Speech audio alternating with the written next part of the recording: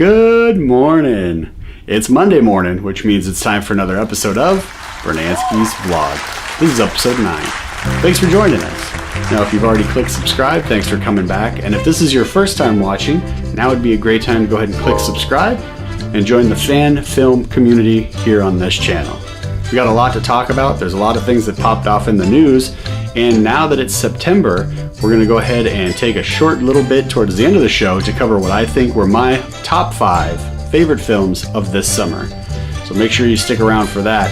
And then if you have a top 5, go ahead and make sure to leave a comment below and keep the conversation going there as well. Well, I don't want to waste any more time on this introduction. So thanks again for joining us. Thanks for coming back. Welcome to Brunansky's Vlog, episode 9, and the first Monday of September. Cheers.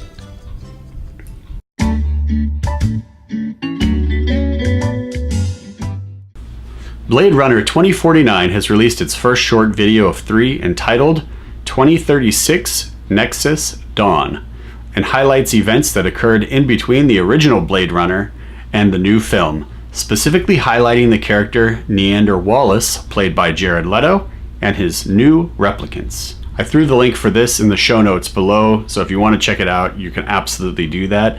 I just watched it before recording this segment, and I enjoyed it. Now, it's got just a little bit more into the character of Neander Wallace. It doesn't give you a lot. It's very short. It's only about 6 minutes, so it's not going to take up, hour of your time or whatever like that. It's a short video, and it's very much short. It's condensed. It's concise. It gets to the point of Neander Wallace and kind of who the other players in this world will be.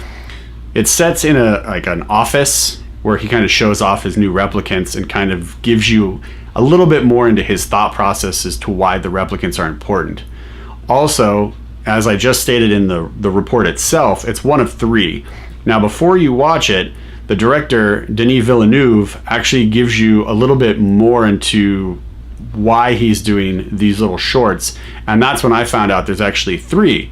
Because when the news broke, they just mentioned, yeah, we have this new video. But then Denis Villeneuve actually goes on to say that he worked with 3 different people for 3 different videos.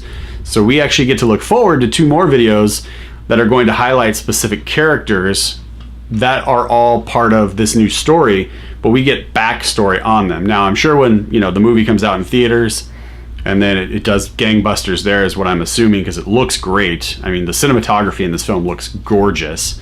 So I'm under the assumption it's going to do gangbusters at the theaters, and I'm sure most people would agree with that. But then when it comes out on Blu-ray, I'm sure this will all be part of the special editions, these little short clips and everything like that. But it's pretty awesome that we get this right now, I think, because, it's showing us that it's not just the story. We get a little bit more of these characters. We get a nice build-up, a nice marketing campaign. We don't typically get this with films, right? With the exception of something like a Deadpool that had a great, street-level guerrilla marketing campaign that Ryan Reynolds put on. I mean, that blew me away. I know a lot of other people felt the same way. You probably felt that way when you were watching it. You're like, man, there's posters, there's these little clips, there's things that have nothing to do with Deadpool the movie, but it's just so funny that you can't wait to see the film. I feel like that's kind of what's happening now with this new Blade Runner film, but in a more stylized fashion, right? So with these short films, we get a little bit more. I'm excited about it. I really enjoyed this first clip. I'm going to be honest, I missed the boat on this film because I just watched Blade Runner this year for the very first time. I hadn't seen it. I've heard great things. So finally, I went down to my used bookstore, support local people, and I finally picked up a copy for like $3 because it was a DVD. I finally watched it. Now, it's very 1980s. This is 1980s. This is a period piece. This is 1980s sci-fi goodness all over it. So don't expect these crazy, you hear it's science fiction, but it's very 1980s science fiction. Still a good movie. The story's really good. There's some really dramatic scenes in it, like when he's walking through an apartment-ish thing, and there's all these robots. It's really cool. But check it out. Definitely enjoyed it. Like I said, the link is in the show notes below if you want to watch the short, or once they all come out, you can just watch all 3 of them, because I'm assuming they're all going to come out before the film, because that's what would make sense. But definitely a good time. I enjoyed it. Jared Leto is very creepy, and I can't wait to see what happens with him, Ryan Gosling, and Harrison Ford's character once they all come to head. Joss Whedon is officially credited as a writer on the new Justice League, indicating his involvement with the film is more than originally stated, as simply directing the reshoots. I don't think anyone's really surprised by this news. If you're following me here, if you're following on Twitter and everything else, like, you see that there's one thing after another. These shoots are going longer. We had the whole thing with Henry Cavill's mustache because he's filming another movie and they wouldn't let him shave his mustache for the reshoots, so they're going to have to remove his mustache for Justice League using CGI. So, like, the reshoots are taking so long. I mean, Joss Whedon obviously had to come in and rewrite things to get the film to where everyone at Warner Brothers and himself feel like this is actually a quality film that we're going to be proud to actually put out on the big screen for fans to enjoy. So when he was credited as a writer, I was not surprised. Still wondering if he's going to get some type of directing credit or if it'll just be like an honorable mention or what. But the fact that he's actually getting writing credit is pretty impressive, because that means he's really writing at a very high level, and it's a large amount too. So I did some research. I'm a big fan of like business and music business, entertainment business, stuff like that. When I was younger, I used to read the books on music business and contracts. Like, I would read like contracts like online and stuff like that just to see how everything was worded. Like, it's always entertainment business has always fascinated me. So like, while my bandmates were learning chord progressions and other stuff like that on music theory, I was like reading business books and contracts and everything else. So that kind of gives you a little bit of where my head's at when we're moving into this topic specifically. Because when I read that, I went, ooh, I wonder what the contract states for, the Writers Guild of America. Like, what's the WGA say about like how much work do you have to do? Like, I got like all like nerdy business geeked out about it. So what did I do? I just went to the website. And the website states, the minimum basic agreement provides that when more than one writer has participated in the writing of a motion picture, then all participants have the right to agree unanimously amongst themselves as to which of them shall receive writing credits on the screen and in what form, provided that the form agreed upon is in accordance with the terms of Theatrical Schedule A of the minimum basic agreement, and provided the agreement is reached in advance of arbitration. The minimum basic agreement also provides that the form of such credit shall not be suggested or directed by the company. Any participant may initiate a meeting or other discussion among all the writers who have contributed to try to reach such an agreement. Now, obviously, there's, a lot more legal jargon and everything else that goes into that, but that just, to me, like, that was like, whoa, maybe we all know about the horrible things that have been going on with Zack Snyder's family, with his daughter and everything else, like, and the personal trauma that they're going through. And he said he had to step away to help his family. But what this states in the agreement is, with Joss Whedon getting writer's credit, that means him and Zack Snyder actually have to be talking to get to the point to where Zack Snyder was like, okay, yeah, you deserve writing credit now because of these reasons here. Boom, boom, boom. Whatever those reasons are, we don't know the reasons, but we're assuming that it's because of how much rewriting Joss Whedon has to do. This also tells me that maybe Zack Snyder is still involved with the overall movie. Like, it's his vision, it's his movie.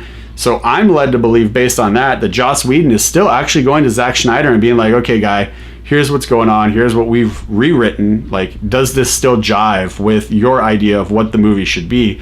So it may not be that Zack Snyder is completely removed like we thought.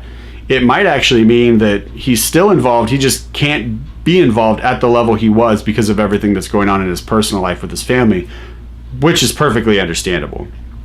But it's still nice to see that these two guys are still in some form of communication to bring us the best movie that they feel they can bring us, which, as a fan of these heroes of Batman, Superman, Wonder Woman, The Flash, Aquaman, Cyborg, maybe Green Lantern, fingers crossed, it's nice to see that everyone is still in communication, there's still talking going on, people are still sharing ideas, and it's still a collaboration to try and make the best film they can make, which gives me a little bit more hope. I've been down in the dumps on this film, but after reading that statement from the WGA as to what has to take place to see who gets credit as far as the writers are concerned, because again, it stated that the writers have to come to the agreement and the company's kind of out of it to a point, right? They're never fully out of it, but it's their investment, so they're always going to be involved. But the contract, or as the language, the law language is reading, it leads me to believe that this is actually something that these guys have to come to terms with and agree on, which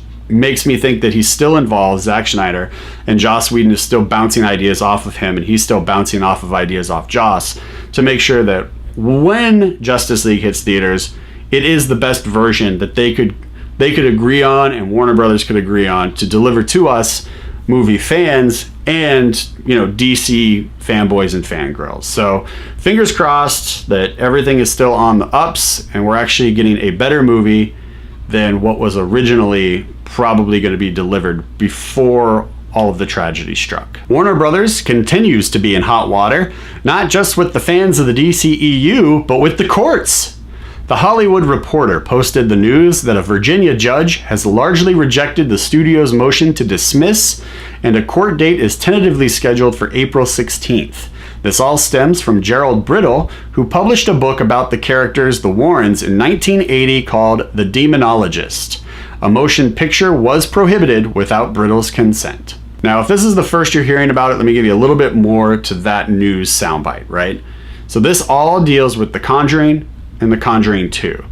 Now, Brittle, the publisher of this book, of these supernatural stories, if you will, he's charging that he was in an agreement with Warner Brothers that they could use ideas and they could all go back and forth, but if any motion picture was to be made, he had to sign off on it. And as you guys are aware, if you aren't, you will be immediately after this statement, there's a Conjuring and a Conjuring 2, which deals with the material sensitive to what was published by Brittle back in the 80s. Now, he contends he never signed off on anything, and they, Warner Brothers, knowingly made these films without his consent. Warner Brothers is arguing that it's, it's fair use, it's fair game, because you don't really have a right to people's lives. You can create these stories, but everything is tied in so closely with what Brittle wrote that he say, look, you guys came to me, we were working together, I gave you ideas, and now all of a sudden you have these two films and I don't have my money because I didn't sign off on anything. I didn't tell you could make these films. So it's pretty interesting. Again, as an entertainment business guy, I like this kind of stuff because I'm like, ooh, what's going on? But it's, it's kind of weird that they would get into The Conjuring 2 and now all of a sudden it would break. Like, for me, I'm sitting back going, wait, where was this when The Conjuring was, the first trailer was released forever ago, and now all of a sudden after two films you're like, wait a minute, I think this is my story. You didn't think that after the first movie? Anyway, I'm looking forward to seeing kind of what unfolds with this story, if it's just going to be, if Warner Brothers is just going to buy him out, if it'll actually go through a full court hearing and then they'll have to pay, reparations for everything that may come down, may not come down. We'll have to wait and see. But I find this stuff fascinating, so I just wanted to share it with you guys.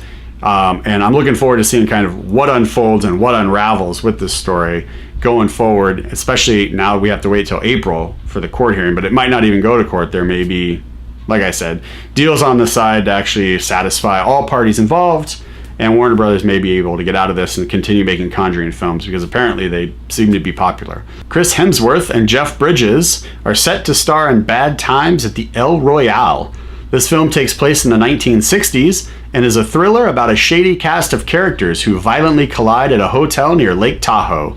Drew Goddard is credited as the writer, director, and producer of this film. So Chris Hemsworth hasn't really had a breakout role that really put him on the map and made people go yes, this guy is an action star. Now, outside of the Thor movies, he's done stuff, right? He did the movie about as a race car driver.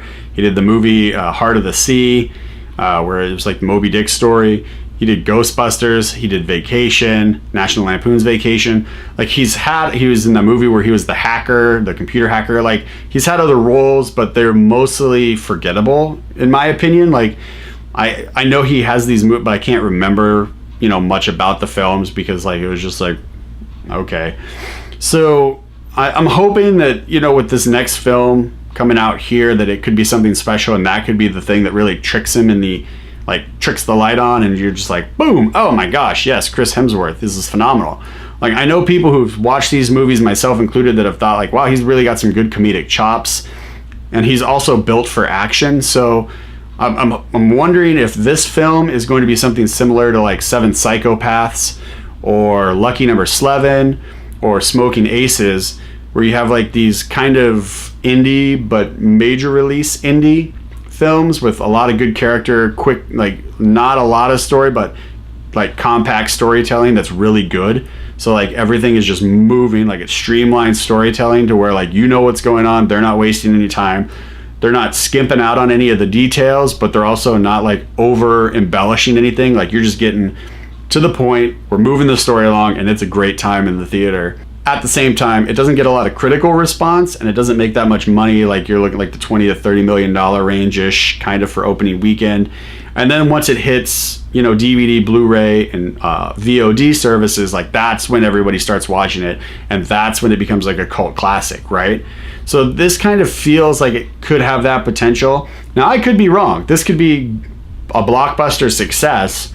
I don't know. I haven't even seen a preview for it. We just know like what's going on with the story itself. And with Goddard actually writing, directing, and producing, it makes me believe it's going to have leanings more towards that indie, major release indie kind of feel, which again, like I like. Seven Psychopaths is great. If you haven't seen that, that's on DVD and Blu-ray. You can check that out. Also, Lucky Number 11 and Smoking Aces. Like, these are just good films, and the cast in all three of these films is super talent, action and comedy both combined. It's just a good time at the theater, and in this case, since it's all DVD Blu-ray, it'll be a great time in your living room, so, or wherever in your house or apartment or condo that you decide to watch it.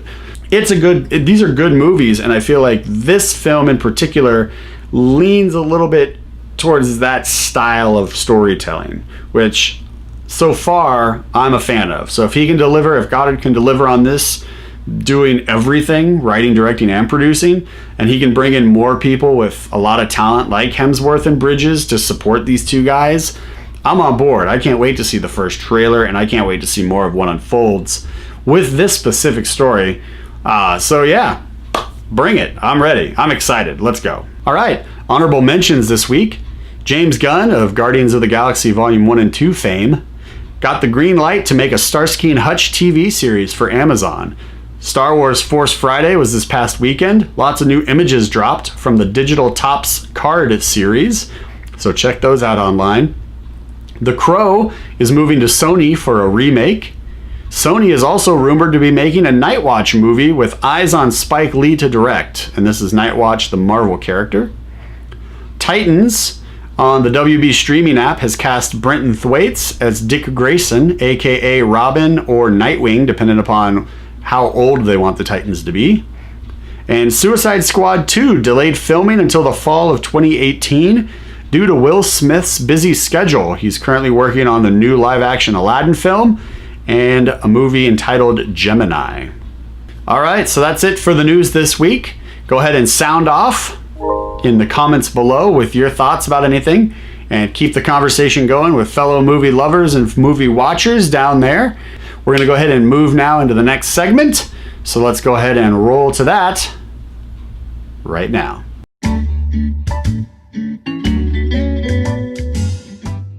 Suspense, mystery, the FBI, a hunter, and snow.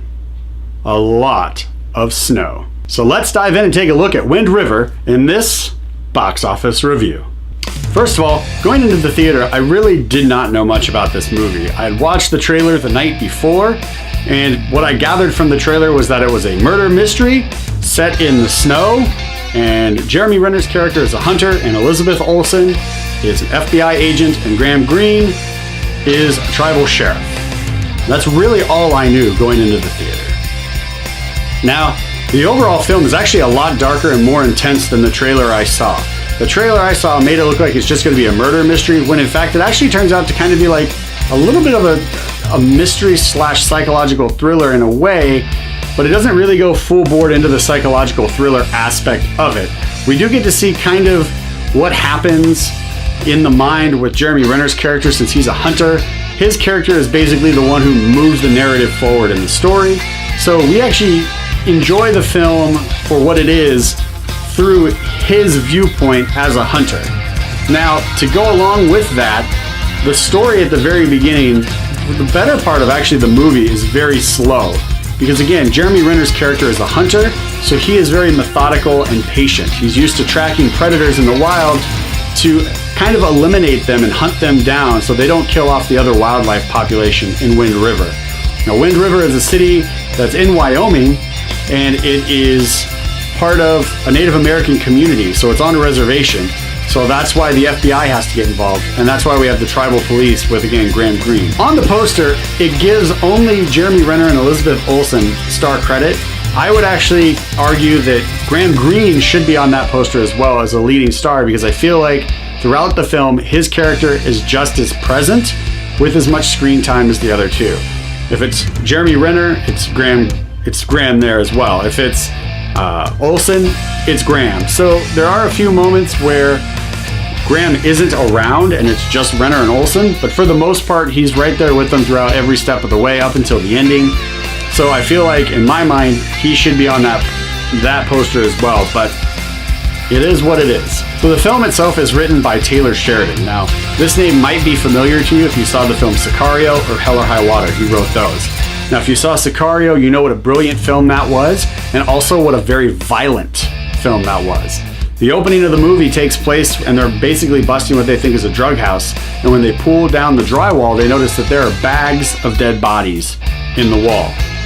This movie does not pull any punches either. This is very graphic, it's very in your face, and if you get squeamish at all by people hurting other people, you're gonna wanna stay away from this. If you're the type of person that can watch a TV show like Law & Order Special Victims Unit, and your stomach doesn't get a little when you're watching it, you'll be fine.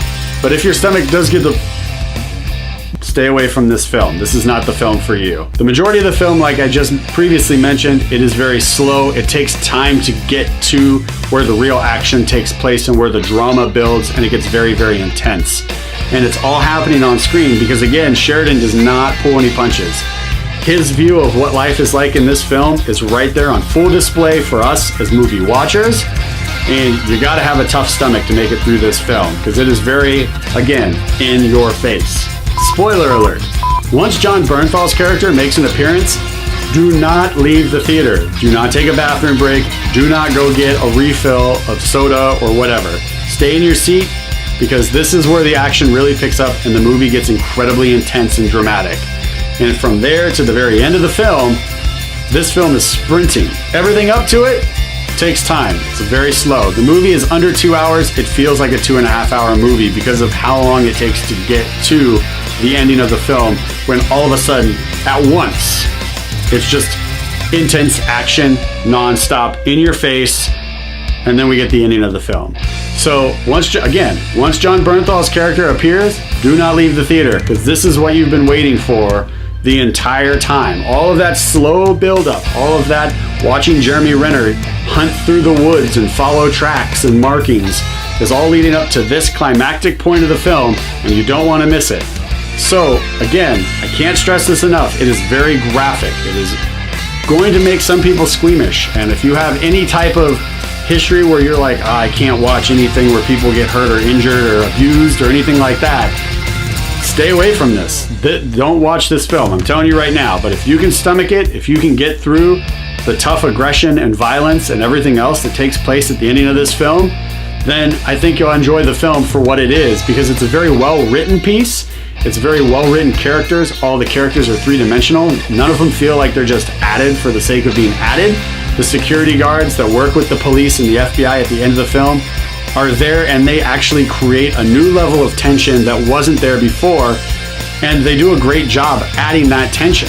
So I was very impressed with this film. I actually enjoyed it more than I thought I would because I didn't know anything going in, but it is a very in-your-face, violent, aggressive, stomach-turning film once we get to the ending. So for me personally, I'm going to give this movie a high five because, again, it's well-written, the characters are all done very well, and the story actually makes sense from start to finish from what I saw on screen. But since it's not for everybody and some people might get turned away by the violence and everything else that takes place, I do have to pull one high five back. But I don't think that should stop people from seeing the film if, again, they can watch shows like Law & Order Special Victims Unit. So, Wind River is in theaters right now. You're getting one high five. Check it out.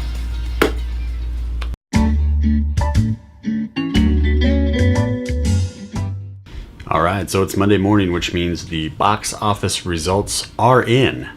So let's go ahead and take a look and see what you guys were watching this weekend. Coming in at number 5, we have Logan Lucky with $4,421,125. Number 4, we have Leap with $4,886,923. Number 3, we have Wind River with $5,863,074. Number 2, we have Annabelle Creation at $7,300,000. And number 1, The Hitman's Bodyguard with $10,250,000. So last weekend we talked about how terrible the weekend was overall for box office dollars. This weekend actually took it a step further. This is actually now the worst weekend. So last weekend was a record breaker for terribleness. This weekend steps up to the plate and actually knocks it out of the park as far as terribleness is concerned. So 2 weekends in a row of bad numbers. Hopefully that's just an indicator of the films that are out and not people's interest in actually going to the movies. I'm inclined to believe it's just the movies that are out, because I find it hard to believe that people aren't going to drop mad dollars once Thor Ragnarok hits and once Star Wars hits and once Justice League hits. So that's November and December. So yeah, I'm thinking it's just what's in theaters right now. I don't think there's any reason for people to freak out and be like, no one's going to the movies. I think it'll be fine. Again, we've got 3 big movies coming out that are going to be tentpole films for the year.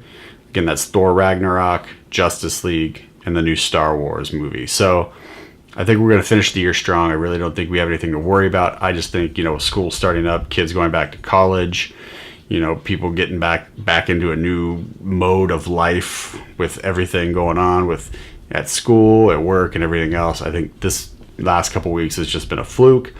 And once we kind of start moving towards Oscar season, dollar amounts will start rising, and then definitely Thor Ragnarok in November, Justice League in November, Star Wars in December. So I think we're pretty good overall. As far as the top 5 are concerned, I'm happy to see Hitman's Bodyguard is still number 1. I really enjoyed that movie. If you haven't seen it, definitely check it out. It's a fun action comedy.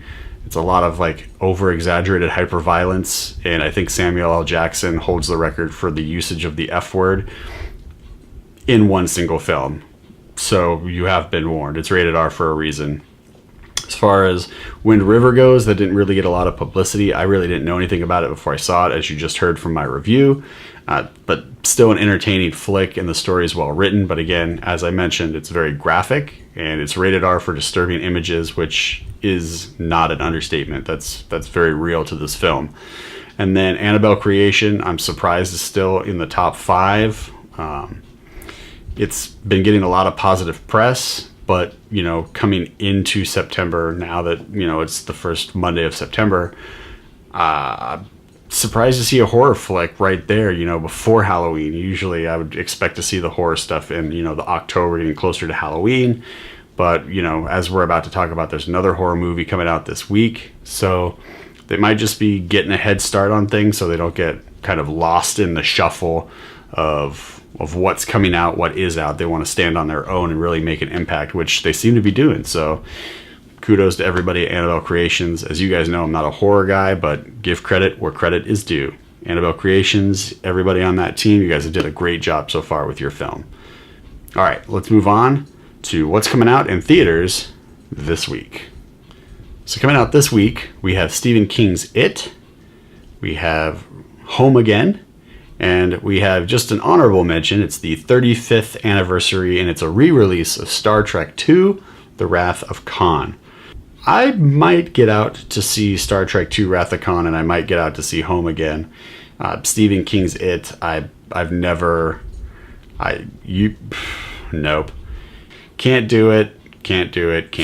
So if you guys saw it, sound off in the comments below and share your thoughts. Give your review about what you thought about the movie, because I guarantee you that film will not be getting a review from this guy. Okay, coming out on DVD and Blu-ray this week, we actually have a few films that are dropping that were in theaters that are now coming to your home theater, wherever that may be. We have Paris Can Wait, Rough Night, Megan Levy, All Eyes on Me, and Lowriders. Overall, this week coming out on theaters, it looks like we're going to be getting some home theater stuff that is dramatic, possibly even kind of getting us ready and whetting our appetite for the Oscar season movies that are about to be dropping in theaters.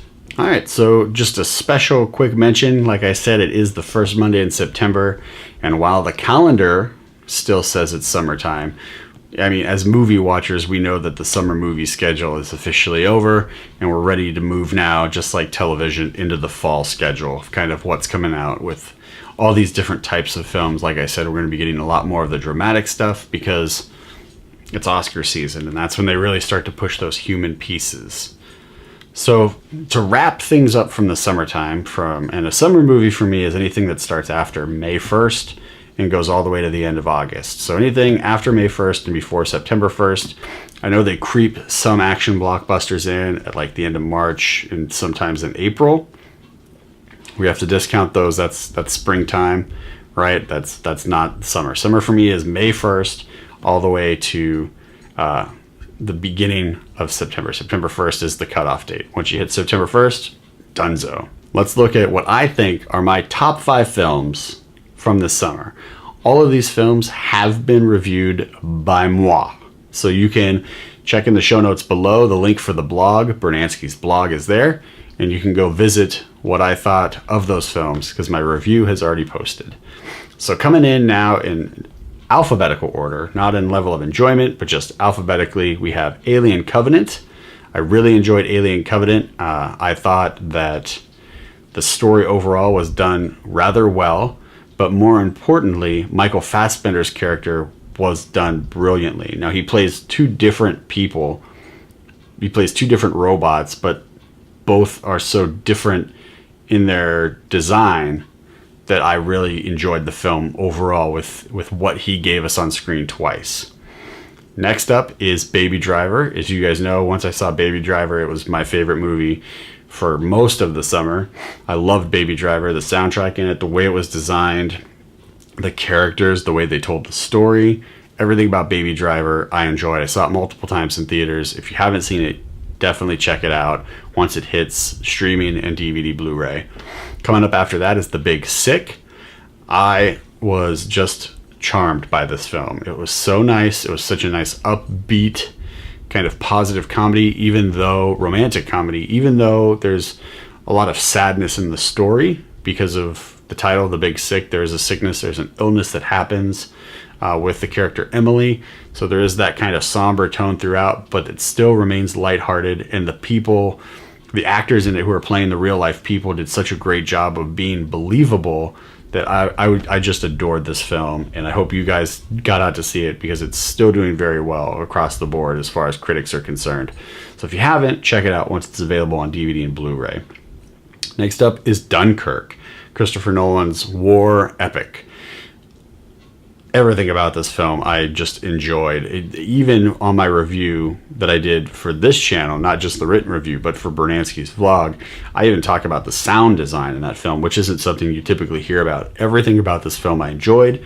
I had the opportunity to see it in the 70mm IMAX screenings, and the landscape of this movie is gorgeous. It's expansive. It's just gigantic. I had such a great time at the theater with this movie. So Dunkirk definitely is on my top 5. Next up is Wonder Woman. I loved Wonder Woman. I saw Wonder Woman multiple times in the theaters. Again, the end gets a little shaky because of, CGI and like overdone CGI. It's not as bad as Suicide Squad, mind you, but gets a little... But everything up to that final part is just fantastic in this film. I don't know how you can't just adore Gal Gadot. She is great as Wonder Woman. I feel like this is perfect casting, and I think she silenced all of the haters that were like, she can't be Wonder Woman, she's thin. Dunzo. You guys are dunzo. She killed it. Over $800 million. This film officially has moved past Captain America Civil War as far as total box office dollars are earning. She is crushing it as Wonder Woman, so kudos to her and Patty Jenkins. You guys knocked it out of the park, and you made it into my top 5. And finally, an honorable mention is The Hitman's Bodyguard. Now, while this isn't a great film, I had a great time in the theater watching this movie. This is just so much fun, action, adventure, everything. You could just shut your mind off and have a great time at the movies, and you don't really get that too often where the movie's actually good. Like, sometimes it's just like, yeah, that was okay. But this is actually a good, fun, entertaining flick. So it gets an honorable mention coming in at number 6. So just to recap, we have Alien Covenant, Baby Driver, Big Sick, Dunkirk, and Wonder Woman. And then coming in with the honorable mention is The Hitman's Bodyguard. So if you haven't seen any of these movies, definitely check them out. These are all recommended by yours truly. And if you did see them and you have thoughts, that's what the comment section for. Share your thoughts, give your review, and let's move on to this next portion of the show. All right, for the third week now, we have a brand new segment called Certified Rad. Now, this is just anything that I pick up on the news or an email I get or something like that draws my attention where I go, that's pretty dope, that's pretty rad. So this week, we're actually going to be kind of covering a larger concept of what I think is rad. Now, before last week, you saw that it was the 10-year-old who saved his 2-year-old brother's life. The week before that was special novelty speakers for Capitol Records and Klipsch. This is going to encompass a lot of things. So first off, let's go ahead and say there's a lot of craziness going on in Houston, right, with Hurricane Harvey. And there has been so much love and support and outpour of just people coming together to help other people, help their countrymen. It's just been overwhelming to see this on the news. When you turn on the news and you see this pile of cars on the highway, and it's not an accident. It's literally people with boats going to Houston to try and save their fellow countrymen.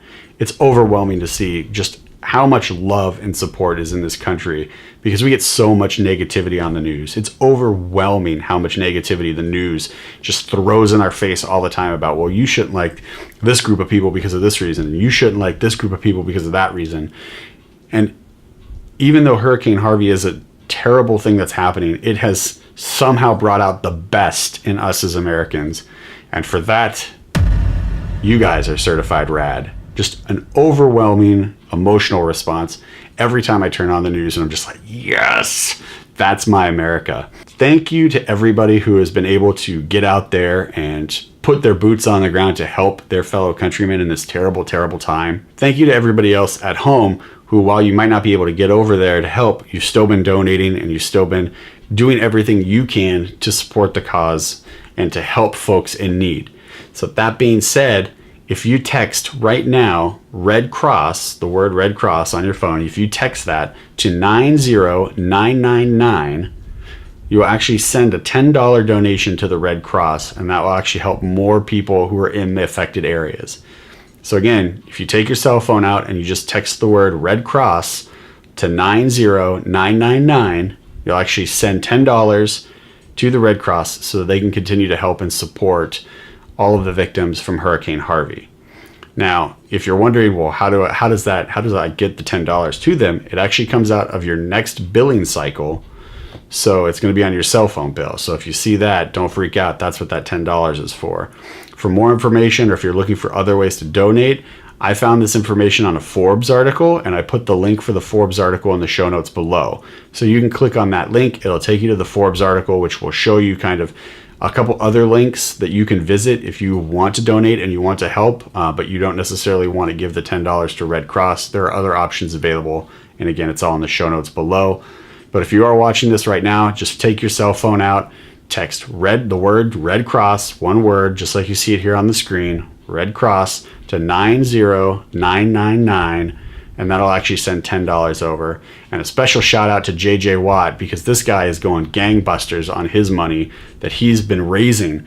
He started off with like a couple $100,000. He's like, we're just going to do this. And now this morning he tweeted that it's over $18 million he's raised. So JJ Watt, you're getting an honorable mention as well. You, sir, are definitely certified rad. But more importantly, everybody who has left their home to go help these people in need, their fellow countrymen, you guys are all certified rad. And I couldn't be prouder of my country than what I'm seeing right now with all of the support and help that is happening for the victims of Hurricane Harvey. So that's it for this week's show, episode 9. I'm pretty much done talking, so now is your turn to speak up and voice your opinion, because the most important thing that's going to come out of this show is not what I have to say, it's the conversations that you guys keep going after the fact with all of your fellow movie watchers, movie lovers, and movie fans. So go ahead and sound off in the comments section below and share your thoughts about anything that popped off in the news that we got to this week, or anything that popped off on the news that we didn't get to cover. There's so much news, as I always say, we won't be able to get to everything in 1 week's show, but we can still keep the conversation going down below in the comments section. So sound off down there, share your opinions, share your voice, and really begin to become a part of what we're building here in this movie watching community. Thanks so much, everybody. Make sure you're following us on all of the social media as shown below on this page. And that way you can stay up to date with everything that's going on with Brunansky's vlog.